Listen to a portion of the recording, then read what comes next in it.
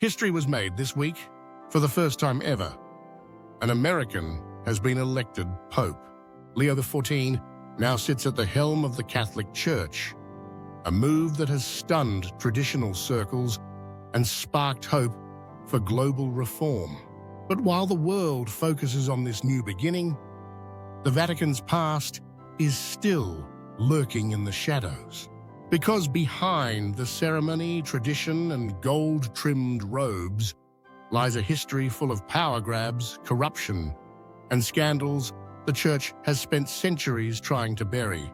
Let's uncover the truth behind the world's most powerful religious institution, starting with a trial where the defendant was already dead. In 897 AD, Pope Stephen VI dug up the corpse of his predecessor, Pope Formosus. The body was dressed in papal robes, dragged into court, and put on trial in what became known as the Cadaver Synod. A deacon was assigned to speak for the corpse. Formosus was found guilty of perjury and violating church law. His 3 blessing fingers were cut off. Then, his corpse was tossed into the Tiber River. It wasn't about justice, it was about revenge and politics. A brutal reminder that even in the Church, power was worth desecrating the dead. Fast forward 600 years to one of the most corrupt reigns in papal history.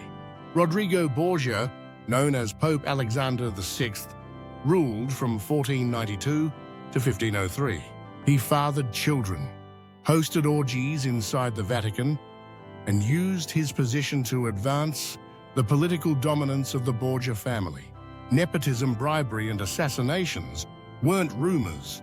They were documented strategies. Historians say the Borgia papacy was less a church and more a mafia with holy robes.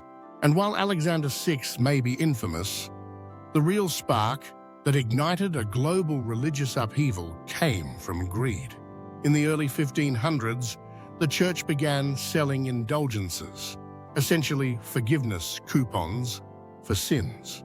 You could buy reduced time in purgatory or buy forgiveness in advance. One preacher even bragged, "As soon as the coin in the coffer rings, the soul from purgatory springs." This grotesque commercialization of salvation outraged a German monk named Martin Luther, who nailed 95 theses to a church door and started the Protestant Reformation. The result? Christianity fractured forever. But the scandals didn't stop in the Renaissance. Around 1980, the Vatican became entangled in a modern web of crime. The Vatican Bank scandal. Millions were laundered through fake charities. Connections to the mafia and the collapse of Banco Ambrosiano led to the suspicious death of banker Roberto Calvi, found hanging from Blackfriars Bridge in London. Some believe the Vatican ordered the hit. Official cause? Murder. To this day, documents surrounding the Vatican Bank remain classified. But perhaps the darkest chapter of all emerged in recent decades: the global clergy abuse crisis. For decades, thousands of victims worldwide reported sexual abuse by priests and widespread cover-ups by church leadership. Known abusers were quietly moved to new parishes. Victims were silenced. Scandals erupted in Ireland, the US, Germany, Australia, nearly every corner of the Catholic world. Lawsuits exposed not just the abuse, but the systemic protection of predators.